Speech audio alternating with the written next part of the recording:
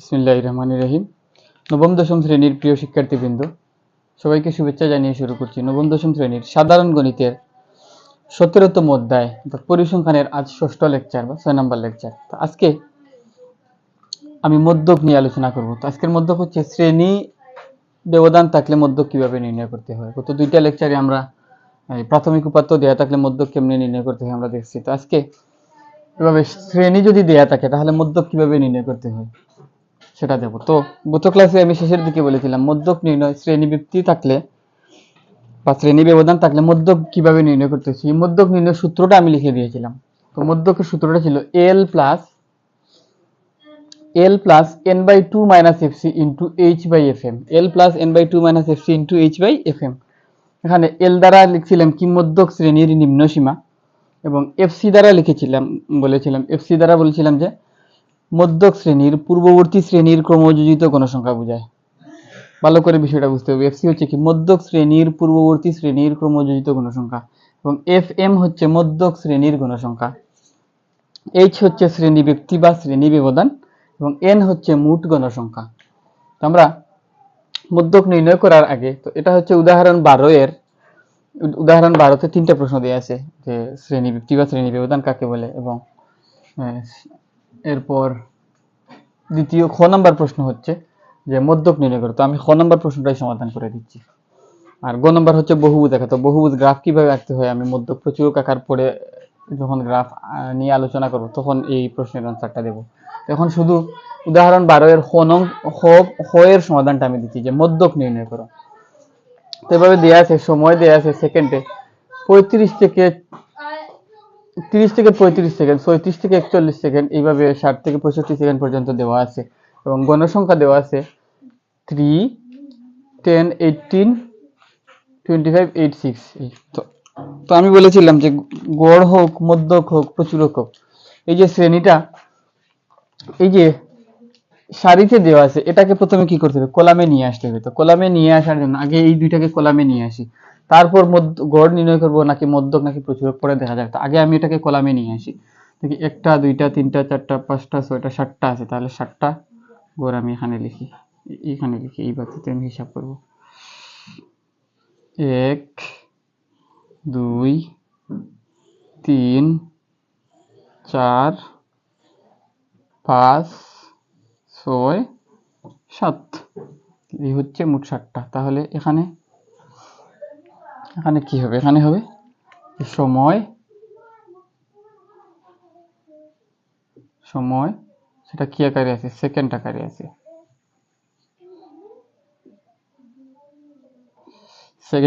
আছে, তো সময়গুলো আমি এখানে সেকেন্ড আকারে আছে এগুলোকে লিখি। কত, 30 থেকে 35, 30 থেকে 35, 36 থেকে 41, 36 থেকে 41, 42 থেকে 47, 48 থেকে 53, 54 থেকে 59,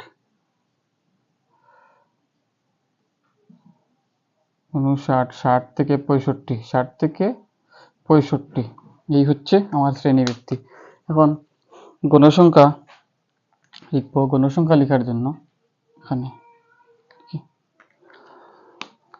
গণসংখ্যা লেখার জন্য আমি গণসংখ্যা লাল কালি দিয়ে এটাকে লিখি যে গণসংখ্যা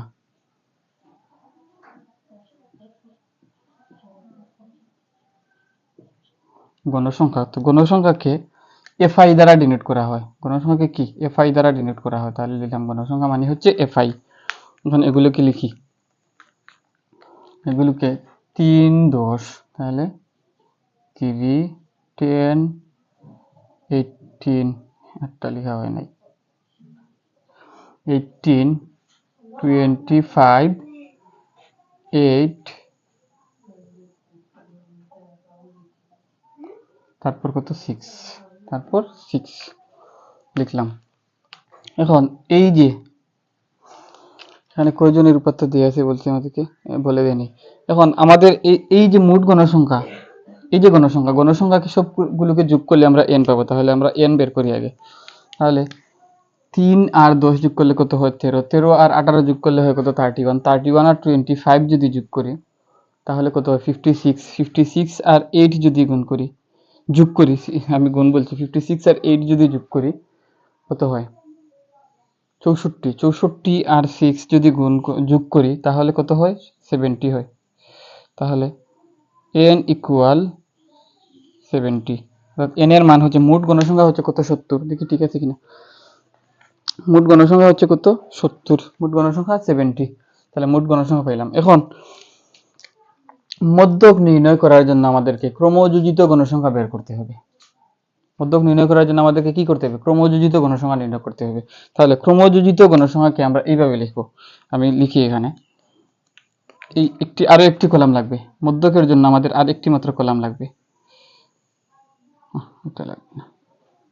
এই যে ক্রমযোজিত গণসংখ্যা, আমি এখানে লিখি যে ক্রমযোজিত গণসংখ্যা,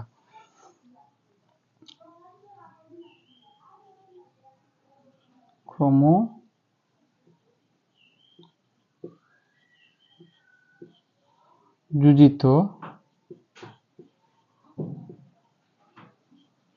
গণসংখ্যা, ক্রমযোজিত গণসংখ্যা। তো এই ক্রমযোজিত গণসংখ্যাকে ইংরেজিতে বলা হয় কিউমুলেটিভ ফ্রিকোয়েন্সি।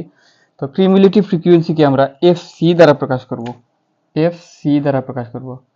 এফআই দ্বারা হচ্ছে মোট গণসংখ্যা এবং এফসি দ্বারা হচ্ছে ক্রমযোজিত গণসংখ্যা। তাহলে এফসি, এটা কি লিখলাম এফসি, এফটাকে লিখতে পারি না কেন, এফসি, এফসি, এফসি হচ্ছে কি ক্রমযোজিত গণসংখ্যা। ক্রমযোজিত গণসংখ্যা কিভাবে পাবো, তো ক্রমযোজিত গণসংখ্যা হচ্ছে কি গণসংখ্যাকে ক্রমান্বয়ে যোগ করা। ক্রমযোজিত গণসংখ্যা মানে হচ্ছে গণসংখ্যাকে ক্রমান্বয়ে যোগ করা। তাহলে কি করি 3, এটা হচ্ছে প্রথমে যা আছে তা, তারপর এই 3 এর সাথে এই 10 যোগ করে এখানে হবে 3 যোগ 10 সমান কত 13। এখন এই 13টাকে এখানে লিখবো, যোগ করব এই শ্রেণীর গণসংখ্যা, এই শ্রেণীর গণসংখ্যা কত 18, 13 আর 18 যদি যোগ করি তাহলে কত হয় 31, 31, এই 31টা এখানে লিখবো 31 প্লাস এই 25 যোগ করব, তাহলে কত দাঁড়ায় 56 হয় 56। এখন এই 56টা এখানে লিখব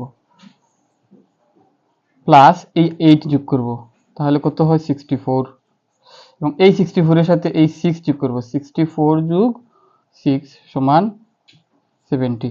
মানে ক্রমযোজিত গণসংখ্যার শেষের যে মান হবে n ও তাই হবে, অর্থাৎ ক্রমযোজিত গণসংখ্যার শেষেরটা হচ্ছে কত 70, আর এখানে মোট গণসংখ্যা যোগ করলে কত হয় 70, এই দুইটা মিল থাকে।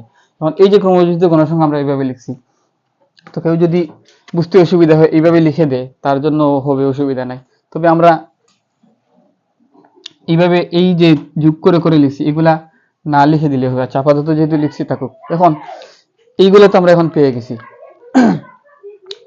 পাওয়ার পর আমি এখান থেকে একটু এগুলোকে মুছে দিই, এগুলো মুছে দিই, এই যে যোগ করে করে লিখছি 13, 31, এইগুলো মুছে দিই, এই যে সমান চিহ্নের এই অংশটুকু আমি মুছে দিই। এইভাবে বের করি, সাধারণত এইভাবে বের করি, তবে আমরা লিখে দেখাবো না, যদি একান্ত প্রয়োজন হয় যে আমাদের বুঝতে অসুবিধা হয় তারপর লিখে দেখাবো। যদি দেখি যে আমরা পারছি যে এই 3 লিখলাম প্রথমে, তাহলে এই 3 এর সাথে এই 10 যোগ করলে কত হয় 13, 13 এর সাথে এই 18 যোগ করে 31, 31 এর সাথে 25 যোগ করে 56, তারপর এই 56 এর সাথে 8 যোগ করলে 64, 64 এর সাথে 6 যোগ করলে 70, এইভাবে আমরা মনে মনে যোগ করবো আর হিসাবটা বসাবো। তো বুঝতে অসুবিধা হলে যদি কেউ দেখায় তাতে অসুবিধা নেই, তবে না দেখানোটাই আমার কাছে মনে হয় ভালো। তাহলে 56, এখন আমি এই তিনটা করলাম, আমাদের দরকার আমরা বের করলাম। এখন আমাদের এখানে এই যে সূত্রটা লিখলাম l প্লাস n বাই, আমি সূত্রটা এইখানেও লিখি, সুতরাং মধ্যক ইকুয়াল মধ্যক সমান l plus n by 2 minus fc into h by fm, এটা লিখলাম। তারপর এখন এল হচ্ছে কি মধ্যক শ্রেণীর নিম্ন সীমা, এখানে লেখা আছে, এখানে সাইড নোট আমি দিয়ে লিখছি, তো তোমরাও সাইড নোট দিয়ে লিখবা। এল হচ্ছে মধ্যক শ্রেণীর নিম্ন সীমা, এফসি হচ্ছে মধ্যক শ্রেণীর পূর্ববর্তী শ্রেণীর ক্রমযোজিত গণসংখ্যা, এবং এফএম হচ্ছে মধ্যক শ্রেণীর গণসংখ্যা, এইচ হচ্ছে শ্রেণী ব্যক্তি বা শ্রেণী ব্যবধান, এন হচ্ছে মোট গণসংখ্যা। আচ্ছা, এখন সব কিছুই তো এলটাও কি মধ্যক শ্রেণীর সাথে সম্পর্কিত, এই এফসিটাও হচ্ছে কি মধ্যক শ্রেণীর সাথে সম্পর্কিত। আমি প্রত্যেকটা জায়গায় কি বলছি, এই যে মধ্যক শ্রেণী, মধ্যক শ্রেণী, কারণ প্রত্যেকটা চলকের সাথে কি মধ্যক শ্রেণীর একটা সম্পর্ক আছে। এল হচ্ছে মধ্যক শ্রেণীর নিম্নসীমা, তাহলে কার সাথে সম্পর্কিত? মধ্যক শ্রেণীর সাথে সম্পর্কিত। এফসি হচ্ছে মধ্যক শ্রেণীর পূর্ববর্তী শ্রেণীর ক্রমযোজিত গণসংখ্যা, তাহলে এই এফসিটাও কার সাথে সম্পর্কিত? মধ্যক শ্রেণীর সাথে সম্পর্কিত। এফ এম, এই এফ এম হচ্ছে মধ্যক শ্রেণীর গণসংখ্যা, এই এফ এমটাও কি মধ্যক শ্রেণীর সাথে সম্পর্কিত, এখানেও মধ্যক শ্রেণী আছে। তাহলে এখানে 5টা চলক আছে, 5টা চলকের 3টেই কার সাথে সম্পর্কিত? মধ্যক শ্রেণীর সাথে সম্পর্কিত। এবং এন হচ্ছে মোট গণসংখ্যা, এন কিন্তু আমরা অলরেডি পেয়ে গেছি মোট গণসংখ্যা, এটার মান কত? 70। এইচ হচ্ছে কি? শ্রেণীব্যক্তি, এইচ হচ্ছে শ্রেণীব্যক্তি। তো শ্রেণীব্যক্তি কিভাবে নির্ণয় করতে হয়? শ্রেণীব্যক্তি নির্ণয় করতে হয় যে কোনো শ্রেণীর উচ্চসীমা থেকে নিম্নসীমা বিয়োগ করলে আমরা শ্রেণীব্যক্তি পেতে। আমি এখানে এইচ এর মান বের করি, মানে নিচে আমি এইচ এর মান এখানে বের করি, নীল কালি দিয়ে দেখাই। এইচ ইকুয়াল কি? এইচ ইকুয়াল আমরা জানি কি যে শ্রেণীর উচ্চসীমা বাই এইচ ইকুয়াল শ্রেণীর উচ্চসীমা মাইনাস শ্রেণীর নিম্নসীমা। হ্যাঁ, জায়গা কম, ছোট ছোট করে লেখা যায় না, কাল এখান থেকে লিখি। এইচ ইকুয়াল উচ্চসীমা মাইনাস শ্রেণীর নিম্নসীমা। এখন এই যে শ্রেণীর উচ্চসীমা বাই শ্রেণীর নিম্নসীমা লিখছি, এখন আমাদেরকে দেখতে হবে শ্রেণীটা বিচ্ছিন্ন নাকি অবিচ্ছিন্ন। যদি একটা শ্রেণীর উচ্চসীমা এবং পরবর্তী শ্রেণীর নিম্নসীমার মধ্যে মিল না থাকে তাহলে এটা কি? বিচ্ছিন্ন শ্রেণীসীমা। আর বিচ্ছিন্ন শ্রেণীসীমা যদি হয় তাহলে শ্রেণী ব্যক্তির সাথে আরো এক যোগ করতে হয়, আরো এক যোগ করতে হয়, কি করতে হয়? যোগ করতে হয়। তো এখানে দেখতে পাচ্ছি যে প্রথম শ্রেণীর উচ্চসীমা হচ্ছে 35 এবং দ্বিতীয় এর পরবর্তী শ্রেণীর নিম্নসীমা হচ্ছে 36, অর্থাৎ 35 এবং 36। তাহলে এই দুইটা, একটা শ্রেণীর উচ্চসীমা এবং পরবর্তী শ্রেণীর নিম্নসীমার মধ্যে মিল নাই, যেহেতু মিল নাই তার মানে কি তারা একে অপর থেকে বিচ্ছিন্ন। তো বিচ্ছিন্ন যদি তাকে শ্রেণী ব্যক্তি নির্ণয় করার জন্য সাথে একটা 1 যোগ করতে হয়। তাহলে লিখি শ্রেণীর উচ্চসীমা, আমি প্রথম শ্রেণী নেই, উচ্চসীমা হচ্ছে 35 মাইনাস নিম্নসীমা হচ্ছে কত? 30 প্লাস 1। তাহলে 35 থেকে 30 যদি বাদ দিই তাহলে কত হয়? 5 হয় প্লাস 1 সমান সমান শ্রেণীব্যক্তি কত? 6, শ্রেণীব্যক্তি 6। তাহলে শ্রেণীব্যক্তি আমরা বের করতে পারছি কত? 6 পাইছি।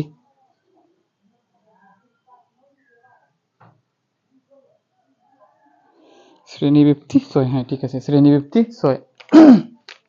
এখন তাহলে আমরা এই দুইটা চলক অলরেডি পেয়ে গেছি, এই দুইটা চলক কি আমরা অলরেডি পেয়ে গেছি, এই দুইটা চলকের মান আমরা পেয়ে গেছি। তাহলে এই তিনটা চলক আমাদের প্রয়োজন, এল প্রয়োজন, এফসি প্রয়োজন এবং এফএম প্রয়োজন।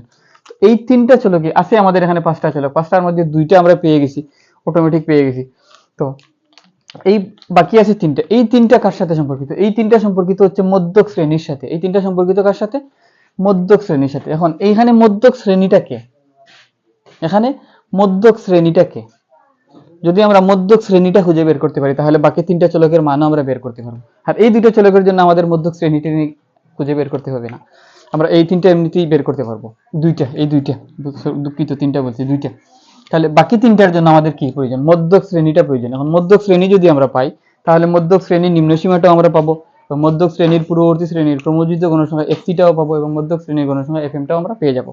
তো এই মধ্যক শ্রেণী পাওয়ার জন্য আমাদেরকে সহায়তা নিতে হবে এই n/2 এর।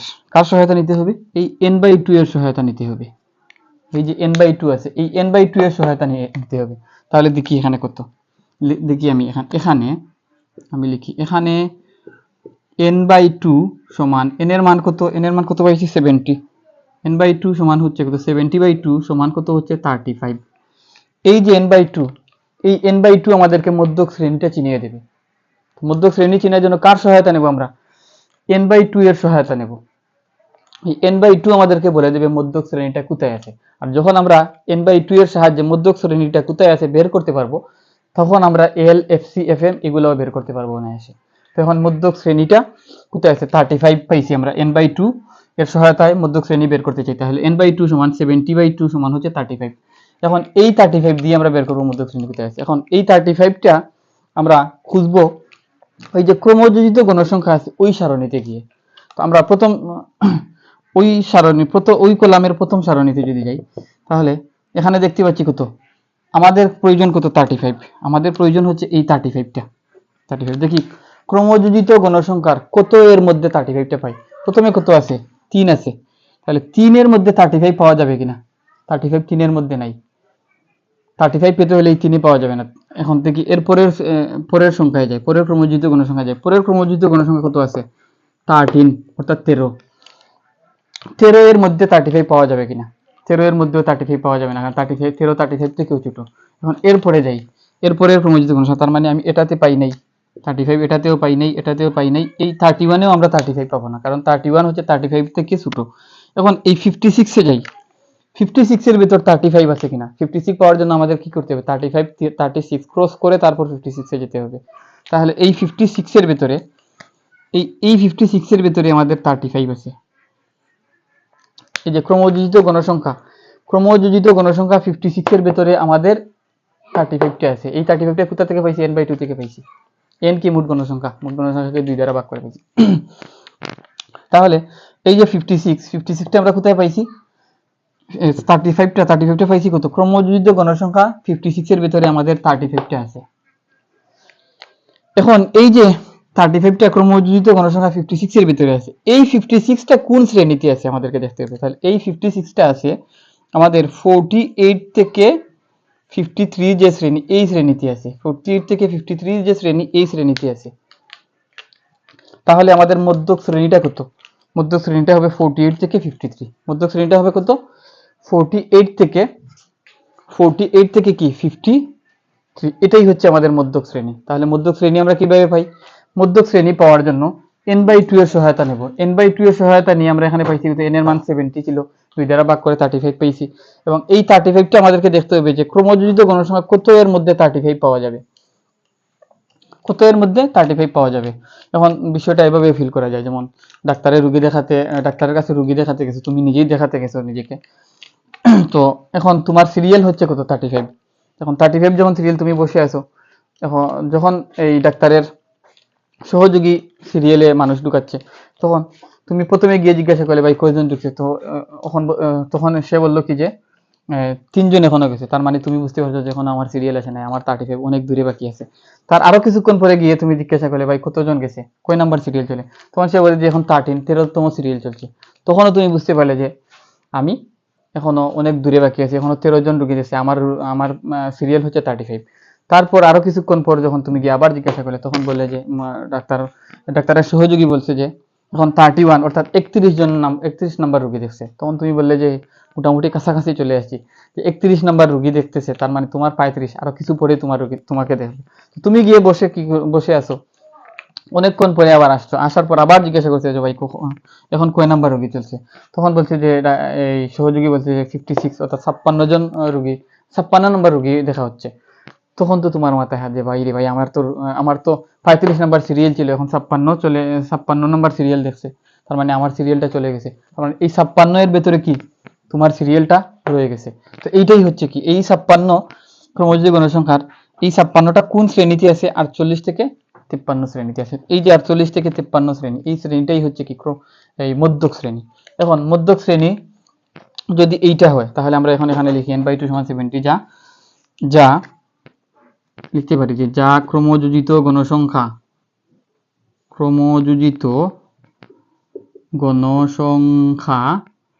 56 এর মধ্যে আছে, 56 এর মধ্যে আছে। অতএব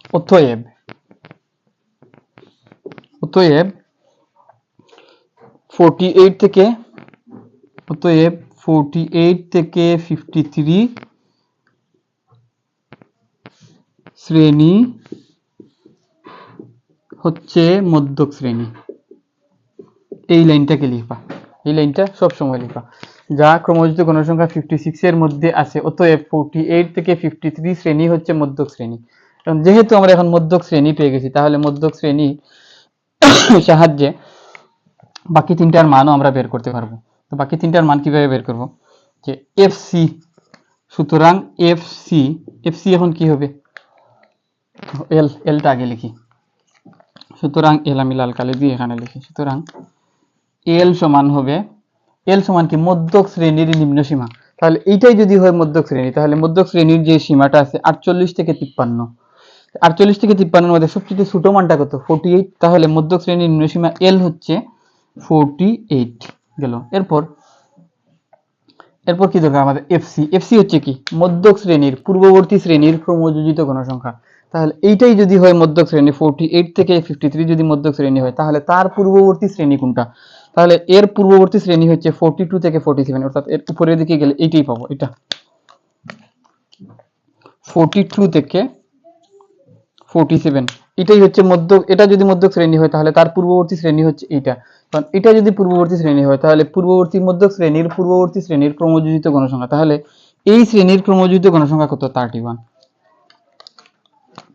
তাহলে এফসি সমান হচ্ছে কত? 31। কারণ কি? মধ্যক শ্রেণীর পূর্ববর্তী শ্রেণীর ক্রমযোজিত গণসংখ্যা। তাহলে এটা মধ্যক শ্রেণী হলে তার পূর্ববর্তী শ্রেণী হচ্ছে এইটা 42 থেকে 47। তাহলে এই শ্রেণীর ক্রমযোজিত গণসংখ্যা কত? 31। তাহলে এফসি হচ্ছে 31। এফসি হচ্ছে কত? 31। এখন এফ এম হচ্ছে মধ্যক শ্রেণীর গণসংখ্যা, এফ এম। তাহলে এফ এম হচ্ছে মধ্যক শ্রেণীর গণসংখ্যা। তাহলে মধ্যক শ্রেণী কোনটা? এটা 48 থেকে 53। তাহলে ওই শ্রেণীর গণসংখ্যাটা কত? গণসংখ্যা হচ্ছে 25। আমি কিন্তু ক্রমযোজিত বলে নাই। এফ এম হচ্ছে মধ্যক শ্রেণীর গণসংখ্যা। তাহলে গণসংখ্যা হচ্ছে এই সারণীতে, গণসংখ্যা এই সারণীতে, আর ক্রমযোজিত গণসংখ্যা এই সারণীতে। তাহলে মধ্যক শ্রেণীর গণসংখ্যা কত? এইটা 25। তাহলে এফ এম হচ্ছে কত? 25। এই হচ্ছে আমাদের যে চলকগুলা, এইখানে দুইটা এইচ এবং কি এন আমরা বের করে আগে রাখছি, এবং এই বাকি তিনটা ছিল এল, এফ সি, এল ছিল, এফ সি, এফ এম ছিল, আমরা বের করছি। এখন এই 3, 4, 5টা মান আমরা সূত্রে নিয়ে বসাই। এখন এই সূত্রে যদি নিয়ে বসাই, আমি এখন এই অংশটুকু এখন মুছে দিই, আপাতত এই অংশটুকু মুছে দিই, এই সূত্রে নিয়ে বসাই। যদি আমি বসাই তাহলে দেখি কত আসে। তাহলে মধ্যক সমান সমান এল এর মান কত? এল এর মান পাইছি কত? 48। তাহলে এল এর মান 48 plus N by 2। N by 2 সমান কত ছিল? 35 ছিল। তাহলে এন বাই 2 এর পরিবর্তে আমি ব্রেকেট দিলাম, সরাসরি 35টা আমি বসিয়ে দিলাম, মাইনাস এফসি। এফসি এর মান কত? 31 ইন্টু এইচ। এইচ এর মান কত পাইছি? এইচ এর মান হচ্ছে 6। F M. এফ এম এর মান কত পাইছি? 25। এটাই সমান 48 প্লাস 35 থেকে যদি 31 আমরা বিয়োগ করি, 35 থেকে 31 বিয়োগ করলে কত হয়? 4 হয়। ব্রেকেট দিলাম ইন্টু 6/25 সমান 4 আর 6 যদি গুণ করি তাহলে 48 প্লাস 4 আর 6 গুণ করলে কত হয়? 24। নিচে আছে কত? 25। এখন ক্যালকুলেটর,